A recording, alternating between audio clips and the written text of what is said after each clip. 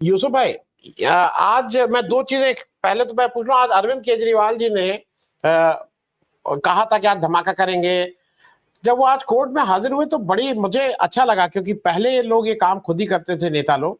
उन्होंने कहा कि मैं बहस खुद करना चाहता हूं, और कोर्ट के मजिस्ट्रेट की परमिशन से जब बहस शुरू की तो उनकी जो जिरह थी वो इस्टेब्लिश वकीलों को भी का भी मुंह बंद हो गया। क्योंकि उन्होंने, मैं दर्शकों को बता दूं, उन्होंने अपनी जिरह में पहली चीज पूछी कि भाई मुझे आपने किस वजह से गिरफ्तार किया है। तो कहा गया कि आपके अगेंस्ट हमारे वो लोगों ने कहा कि आपने घूस ली। तो उन्होंने कहा कि मैं यहां खड़ा होकर अगर कहूं कि अमित शाह और मोदी जी ने घूस ली तो उनको भी गिरफ्तार कर लीजिए, क्योंकि अगर किसी के कहने पे आपके पास, और ये कह के उन्होंने पूरे देश में एक ठीक संदेश, ये काम केजरीवाल जी ही कर सकते हैं कि कोर्ट को और किसी भी सिचुएशन को कैसे यूज कर लेना है, ये कला उनको आती है। अब मोदी जी और उनका नाम, क्योंकि उनके पास कोई एविडेंस है नहीं, और फिर उन्होंने कहा कि ये तो आपकी एविडेंस है, ये आपका बनाया हुआ है, ये आपने, उन्होंने ठीक से शरद रेड्डी की बात कही। तो एक तो जरा मैं चाहूंगा यूसुफ भाई कि आप थोड़ा, केजरीवाल जी ने किस तरह से एडवर्स सिचुएशन को भी अपने पक्ष में यूज किया है, एक। और दूसरा, क्या जो आज मेरा प्रश्न भी है इसमें, ये जो निर्मला सीतारमन जी या कई लोग जो मना कर रहे हैं इलेक्शन लड़ने से, तो क्या ब्रांड मोदी की चमक खत्म हो रही? क्योंकि हर एक ये होता था कि मोदी जी हैं, अपने को क्या, मोदी जी जिताएंगे, अपने से क्या मतलब। लेकिन लोगों को लग रहा है कि मोदी जी के रहते हुए भी अब जीत थोड़ी मुश्किल है। तो ब्रांड मोदी की चमक भी खत्म हो रही है, और जरा अरविंद केजरीवाल जिस तरह से एडवर्स सिचुएशन को अपने लिए यूज करते हैं। यूसुफ भाई। जी, बहुत शुक्रिया आनंद जी, और सभी लोगों को मेरा नमस्कार, दर्शकों को भी नमस्कार। देखिए, केजरीवाल ने जो आज किया है वो कम किया है। दरअसल आम आदमी पार्टी ने घोषणा ये की थी कि केजरीवाल जी आज जो है कोर्ट में कुछ सनसनीखेज खुलासा करेंगे, लेकिन केजरीवाल जी ने अपनी बात कही, और वो बिना इस ड्रामे के भी इस बात को कह सकते थे जो एक दिन पहले, 2 दिन पहले ड्रामा किया जा रहा था कि केजरीवाल जी अब बहुत बड़ा कुछ कहने वाले हैं, और ऐसा लगता था कि वो ये कहने वाले हैं कि शायद कि सारा पैसा हमारा बीजेपी ने छीन लिया है, ऐसा कुछ कहने वाले थे। लेकिन ऐसा कुछ हुआ नहीं। उन्होंने सिर्फ अपने आरोपों को दोहराया जो पहले भी कोर्ट के बाहर कहते रहे हैं, और उन्होंने जो कुछ कहा है वो सच ही कहा है कि भाई 10-10 हजार पेज की चार्जशीट पेश की जा रही है, और आप ये बता नहीं पा रहे हैं कि आखिर केजरीवाल का इन्वॉल्वमेंट किस लेवल पर है। ईडी ये कह रही है कि साहब ये मुख्य कॉन्स्पिरेटर हैं, तो कहने से तो कुछ नहीं होता है। जैसे आपने खुद ही उदाहरण दिया कि अगर केजरीवाल ये कह रहे हैं कि भाई अमित शाह और नरेंद्र मोदी जो है पर कुछ आरोप लगाया मान लीजिए, तो उस आधार पर गिरफ्तारी तो संभव नहीं है। तो केजरीवाल की बात में तो दम है, लेकिन वो जो चीजों को सनसनीखेज बना के पेश किया जा रहा है आम आदमी पार्टी द्वारा, उसकी जरूरत नहीं है। आप सीरियसली अपनी बात कहिए, आपकी बात सुन रही है जनता, और आपसे हमदर्दी बढ़ रही है। दिल्ली में तमाम तबके जो नाराज थे आम आदमी पार्टी से तमाम बातों को लेकर, वो धीरे धीरे अब आम आदमी पार्टी के पक्ष में जा रहे हैं, और इसकी एक बड़ी वजह कांग्रेस भी है कि कांग्रेस से आम आदमी पार्टी का समझौता हो चुका है। तो इसलिए भी जो जनता है दिल्ली की, उसका माइंड अब थोड़ा थोड़ा चेंज हो रहा है, और पिछले 15 दिनों में आम आदमी पार्टी को लेकर काफी पॉजिटिव साइंस मुझे खासकर दिल्ली के तमाम हिस्सों में देखने को मिले जहां मेरा आना जाना होता है। एक तो ये बात हुई कि केजरीवाल ने जो आज बात कही है, जो बीजेपी को और मोदी जी को खड़ा किया है कटघरे में, वो एक सामान्य बात है, और वो कहते रहे हैं, उसमें उन्होंने नया कुछ भी नहीं कहा है। और ये बताना होगा ईडी को कि आखिर जो पैसा है 1,000 करोड़ रुपया, आप कह रहे हैं कि गोवा में खर्च हुआ, तो आपके पास प्रूफ कहाँ है? प्रूफ लाइए। अब आप अदालत में ये तो कह रहे हैं कि हमारे पास प्रूफ है, लेकिन वो प्रूफ कब पेश किया जाएगा? देश की जनता को कब अदालत बताएगी कि साहब इनके खिलाफ प्रूफ है और ये सही कह रही है ईडी? बहरहाल ये तो एक बात हुई। दूसरी बात, जो आप ये कह रहे हैं कि मोदी जी की जमीन जो है वो कितनी बची हुई है, कितनी खिसक रही है, तो देखिए, कोई भी आप एग्जाम्पल लीजिए, पर डे के हिसाब से एग्जाम्पल लीजिए। अगर मोदी जी की जमीन बहुत मजबूत है, भाजपा की जमीन मजबूत है, तो उन्हें जयंत चौधरी को क्यों तोड़ना पड़ा और क्यों मिलाना पड़ा? 2 सीटों के लिए आप 2 सीटों पे आप तो आसानी से जीत सकते थे या खो सकते थे। जयंत चौधरी की आपको जरूरत क्यों पड़ी? आपको चिराग पासवान को 6 सीटों के लिए क्यों जीतना पड़ा? तो ये जो स्थितियां हैं, ये बता रही हैं बार बार कि जमीन उतनी पुख्ता नहीं है।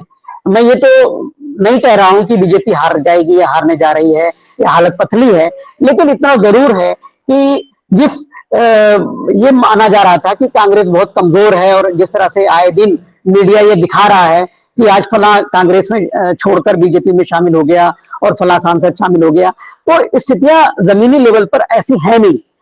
आज भी मेरी कहीं पे बात हो रही थी, तो वो कह रहे हैं कि आप दरअसल आप लोग आम पब्लिक तक नहीं पहुंच पा रहे हैं। तो मैंने कहा भाई हम लोग तो पहुंच रहे हैं। कह रहे नहीं, मीडिया का मेरा मतलब आपसे मतलब है कि मीडिया उन लोगों के संपर्क में नहीं है जो ये सोच रहे हैं कि इस देश का क्या बेड़ा गर्क पिछले 10 सालों में हुआ है और आगे क्या होने वाला है। सिर्फ बात कांग्रेस की नहीं है, बात यह है कि बेरोजगारी, महंगाई और अस्पताल, तमाम चीजें जुड़ी हुई हैं। जो जनता की मूलभूत समस्याएं हैं, जो जनता की मूल समस्याएं हैं, उनको लेकर इस सरकार ने धोखाधड़ी की है, ऐसा लोग मानते हैं। यानी जो वादे किए गए थे इस सरकार द्वारा, उनको पूरा नहीं किया गया है। अब आप आए दिन मेलों में बेरोजगारों को आप 10 लाख और 50 लाख की संख्या में अपॉइंटमेंट लेटर बांट रहे हैं, तो लोग क्या मूर्ख हैं? उनको नहीं दिखता है कि ये जो अपॉइंटमेंट लेटर दिए जा रहे हैं वो पहले से काम कर रहे लोगों को दिए गए हैं, या पहले से जिनकी नौकरियां लग गई हैं उनको आप दे रहे हैं? और कौन उसकी सत्यापित कौन करेगा? क्या देश का कोई अखबार या कोई मीडिया जाकर ये सत्यापित करेगा कि जिन 1 करोड़ लोगों को नौकरी देने की बात कही है बीजेपी गवर्नमेंट ने, मोदी सरकार ने, उनको पता लगाएगी कि वो सच में नौकरी मिली है या नहीं मिली है? और मतलब एक कोई चीज हो तो बताई जाए कि बीजेपी का जो जमीन है वो पुख्ता नहीं है। कहीं भी आप उठा लीजिए, ये ओम प्रकाश राजभर जैसे लोगों को शामिल करने से, या आप मीडिया में ये प्लान करवा देने से कि सुप्रिया श्रीनेत का टिकट काट दिया गया है। सुप्रिया श्रीनेत ने टिकट मांगा कब था? उन्होंने अप्लाई कब किया था? मतलब ये कितनी हास्यास्पद बात है कि मीडिया में जिस ढंग से फर्जी खबरें प्लांट की जा रही हैं, वो हमारे पत्रकार साथियों के लिए अभी तो अच्छा लग रहा होगा उनको, वो बिकाऊ हैं या उनके मालिकान बिकाऊ हैं, लेकिन एक लंबे समय में ये मामला चलने वाला नहीं है। अभी तो मुसलमानों की बात कोई नहीं कर रहा है, मुसलमानों के साथ जो हो रहा है देश के तमाम हिस्सों में, उसकी खबरें सामने नहीं आ रही हैं। अभी आज हमारे एक साथी हैं, पत्रकार हैं, रोहन गुप्ता, उन्होंने एक वीडियो डाला है आनंद विहार बस स्टैंड पर। एक फखरुद्दीन नाम का एक आदमी अपने गांव जा रहा था, पैसे उसे कमा के वो दिल्ली में संतरे बेचता था, तो उससे कुछ आमदनी हुई थी, तो उन पैसों को लेके वो अपने घर जा रहा था। तो दिल्ली पुलिस के लोग आए उसके पास और उससे कहा थाने चलो। थाने ले जाके जो आरोप लगाया गया है वीडियो में कि 3,500 रुपए उसके पास से उससे ले लिए, फिर उसके पिता को बुलाया और 2,000 रुपए और लिए गए। उस व्यक्ति ने, फखरुद्दीन ने, ये ऑन कैमरा ये आरोप लगाया है और वीडियो सोशल मीडिया पे वायरल है, आप देख सकते हैं वहां पे। तो जिस देश में ये हालात हो जमीनी लेवल पर, वो कैसे और कहां खड़ी है वो सरकार वो इंसाफ देने के लिए? मुझे समझ नहीं आता कि कौन से लोग वोट डालने जा रहे हैं। अगर राम मंदिर ही के नाम पर वोट डालना है तो भैया अपने घर में मंदिर बना के पूजा कर लीजिए, अपने मोहल्ले में एक मंदिर और बना लीजिए, एक्स्ट्रा बना लीजिए। किसी मुसलमान भाई से कह दीजिए कि वो अपनी जमीन पे एक मंदिर और बनवा दे अपने इलाके में, आप वहां पूजा कर लीजिए। लेकिन आप अयोध्या के राम मंदिर के लिए अगर बीजेपी को वोट डालेंगे तो आप समझिए कि आप क्या कुछ खोने जा रहे हैं, आने वाले समय में क्या कुछ होने जा रहा है। आज देखिए जिस तरह से बेरोजगारी के कल आंकड़े आए थे, जिसमें बताया गया कि 83% भारत के यूथ जो है वो बेरोजगार हैं। लेकिन आज सरकार क्या कह रही है? सरकार ने ये कहा कि आप जो विदेशी एजेंसियां हैं उनके आंकड़े की परवाह मत करें। आप हैप्पीनेस इंडेक्स में आपको गिरा दिया गया, आपको प्रेस फ्रीडम में गिरा दिया गया, आपको तमाम क्रेडिट रेटिंग एजेंसियां गिरा रही हैं। आप कह रहे हैं कि उनके आंकड़ों पर, उनकी बातों पर आप विश्वास ही मत कीजिए। तो ये सब कितना हास्यास्पद है। अमेरिका ने फिर से अपने आरोप को दोहराया है। अमेरिका ने बार बार, यानी इन्होंने जर्मनी को तो डरा लिया, जर्मनी ने यू टर्न ले लिया कि भाई भारत के साथ मिलकर चलना है, एक उभरती हुई इकोनॉमी है सो कॉल्ड।